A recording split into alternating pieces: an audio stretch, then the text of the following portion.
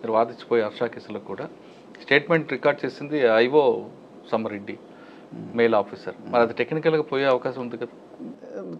ఇప్పుడు దాంట్లో at the end of filing of charge sheet మళ్ళీ మనం మాట్లాడుకుందాం, చాలా వస్తాయి. మీరు ఇప్పుడు మనకి అందరికీ తెలిసిందే కదా, it will not come under the regular 376.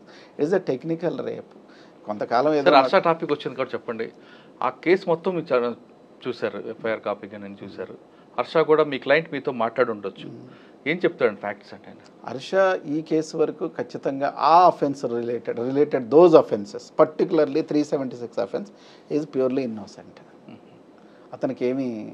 అతను యాజ్ ఫర్ మై ఇన్స్ట్రక్షన్స్, ఇప్పుడు ఏదైనా మీరైనా నేనైనా ఎవరు కూడా వెళ్ళి చూడరు కదా, as for my instructions and as for the contents of the FIR report also, complaint also, కొంచెం అన్బిలీవబుల్ వెర్షన్సే ఉన్నాయి. ఎందుకు అంటే ఆ అమ్మాయి 1 year నుంచి వీళ్ళిద్దరు కలిసింది లేదు. 2 days బ్యాక్ కూడా ఒక వీడియో పెట్టింది ఈ కంప్లైంట్ పెట్టడానికి ముందు కూడా. ఏమనంటే అంటే ఎలా పెట్టిందంటే, ఏదో నా వెనక ఏదో కుట్ర జరుగుతుంది, నన్ను ఏదో చేయాలనుకుంటున్నారు, అవన్నీ ఏం కాదు, నేను ఒకలాంటి జీవితంలో ఉన్నాను, నేను వీటన్నిటికి అతీతురాలను అన్నట్టుగా ఒక వీడియో పెట్టింది. మళ్ళీ అగైన్ విత్ ఇన్ 48 hours ఇది వచ్చింది.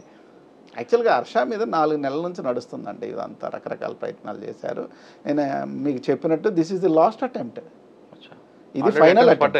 చాలా అటెంప్ట్లు, బెట్టింగ్స్ అన్నారు, అసలు చేస్తున్న వీడియోస్ కరెక్ట్ కాదన్నారు, చాలా అన్నారు. అవన్నీ కొంచెం రెఫ్యూట్ చేసుకుంటూ వచ్చేసరికి మరి this is the final call. అంటే ముందు నుంచి 3 నెలల నుంచి నడుస్తుందంట. 4 నెలల నుంచి 4 నెలలు ఉండి.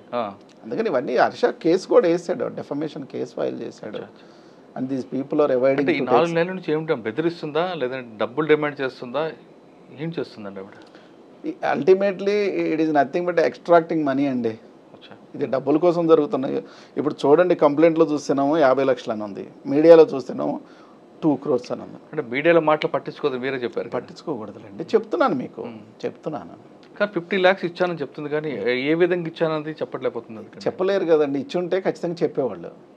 ఇప్పుడు నా దగ్గర అనేక ప్రూఫ్లు ఉన్నాయి అన్నారు, మరి తర్వాత రేపైనా పోలీస్కి ఇస్తారు, కోర్టుకి ఇస్తారో నాకు తెలియదు. కానీ ఇప్పటివరకు జరుగుతున్న విషయాల్లో ఒకే ఒక వీడియో రిలీజ్ చేశారు. ఆ వీడియో కూడా ఎదురు బదురు నుంచొని మాట్లాడుకోవటమే తప్ప దాంట్లో కూడా హర్షాని క్లారిటీగా చూపించిన అది కూడా ఏం లేదు. సీసీటీవీ ఫుటేజ్ అది అనుకోండి. అవును సార్, హర్ష కూడా ఒక ఆడియో క్లిప్, హర్ష కాదు హర్ష ఫ్రెండ్స్ ఎవరో కొంతమంది ఒక ఆడియో క్లిప్ రిలీజ్ చేశారు. అందులో అమ్మాయి ఇతన్ని ప్రేమించమని ప్రోద్బలం చేస్తున్నట్టుగా ఆడియో ఉంది. అయితే ఆ ఆడియోని ఆపోజిట్ పార్టీ ఏమంటుందంటే, హర్ష ముందే ప్లాన్ చేసుకొని ఆడియోని రికార్డ్ చేయించాడు, అంటే ఐఫోన్లో రికార్డ్ కాదు కాబట్టి వాట్సాప్లో విని రికార్డ్ చేయించాడని వాళ్ళు క్లెయిమ్ చేస్తున్నారు. అంటే ముందే ప్రీ ప్లాన్డ్గా చేసుకున్నాడు, ఇది క్రైమ్ ఉంది, ఇది క్రిమినల్ అని చెప్తున్నారు. మీరేమంటారు సార్?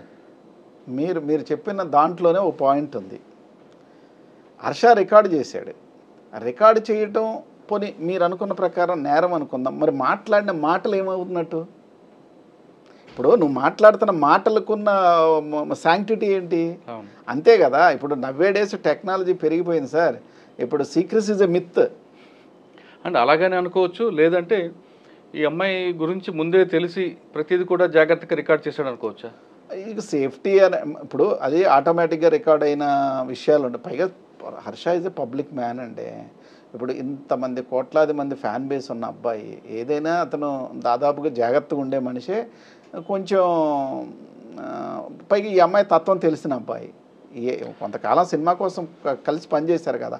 మరి కలిసి పనిచేసినప్పుడు నా ఫిలాసఫీ ఏంటి, మీ ఫిలాసఫీ ఏంటి, మీ బాడీ లాంగ్వేజ్ ఏంటి, మీ డెమినార్ ఏంటి, ఇవన్నీ తెలిసిపోతాయి కదా సార్. అటువంటిప్పుడు కొంచెం దూరం పెడితే బెస్ట్ కదండి. ఎందుకు అటువంటి వాళ్ళతో? ఆ దూరమే కదా ఈ 1 year, ఆ దూరమే ఈ 1 year. అందుకని యూటర్న్ తీసుకున్నారా? యూటర్న్ మీరు ఏ టర్న్ అన్నారండి, కానీ అతనైతే ఇవన్నీ వద్దన్న విధానంలోనే ఉన్నాడు అతని పనిలో. ఓకే, ఈ కేసు గురించి కాకుండా ఒకసారి వెనక్కి వెళ్తే హర్ష మీద కొన్ని కేసులు ఉన్నాయి, ఉప్పల్ పోలీస్ స్టేషన్లో కానీ కొన్ని, వాటి గురించి మీ opinion? Uppal police station absolutely fabricated పోనీ. ఇప్పుడు ఇంకోటి కూడా చేద్దాం సార్. హర్ష డబ్బులు ఇవ్వాలి, హర్ష చీటింగ్ చేశాడు, హర్ష బెట్టింగ్స్ ఆడాడు, లేకపోతే హర్ష కొట్టాడు, అవన్నీ మీరు డిఫరెంట్ అవన్నీ చెయ్యండి. మీరు దానికోసం ఒక పెద్ద హీనస్ క్రైమ్ని క్రియేట్ చేసి పెట్టడం ఎంతవరకు కరెక్ట్? ఎంతవరకు కరెక్ట్? అసలు వాళ్ళ నాన్నకి ఏమి సంబంధం? ఆయన ఎప్పుడు జీవితంలో ఈ అమ్మాయిని చూడలేదు, కలవలేదు, మాట్లాడలేదు కదా. కానీ కొంతకాలం ఆగమ్మ పెళ్లి చేస్తానని చెప్పి తర్వాత యూటర్న్ తీసుకున్నారని అమ్మాయి చెప్తుంది. 100% అబద్ధం అండి. వీళ్ళిద్దరు ఇప్పుడు కలుసుకోవాలి. 100% అతను చాలా దుఃఖపడి ఉన్నాడు ఇప్పుడు ప్రస్తుతం. అతని ఆరోగ్య పరిస్థితి కూడా నాకు ఉన్న ఇన్స్ట్రక్షన్స్ ప్రకారం, నాకు I don't have any direct contact, అతని ఆరోగ్యం కూడా చాలా దెబ్బతిన్నదని విన్నాను. అతను కుమిలిపోతున్నాడు. సార్ ఈ టాపిక్ అంతా తిరుగుతున్న టైంలో ఆయన డైరెక్ట్గా వచ్చి కోర్టు ముందు కానీ పోలీసుల ముందు సరెండర్ అయ్యి నా తప్పు లేదని ప్రూవ్ చేసుకునే అవకాశం ఉంది కదా. అతను తప్పు లేదని ఖచ్చితంగా ప్రూవ్ చేసుకుంటాడంటే చేసుకోవాలి కూడా, అవును జరుగుద్ది. బట్ కొంచెం it will take little time. అంటే హర్ష వస్తే అరెస్ట్ చేస్తారని భయపడుతున్నాడా, లేదు అతనికేం టైం వేరే పని మీద ఉండి ఎక్కడైనా స్టక్ అయ్యాడా? అతను సంభవం ఏదో బిజీగానే ఉన్నాడు, సమ్ షూట్అవుట్లు ఏవో ఉన్నాయి. ఇప్పుడు అరెస్టు, భయపడటాలు ఇవేం కాదండి, ఇవన్నీ పార్ట్ ఆఫ్ కెరియర్ లాగే అయిపోయింది. ఇప్పుడు అవన్నీ ఫేస్ చేస్తాడు హర్ష.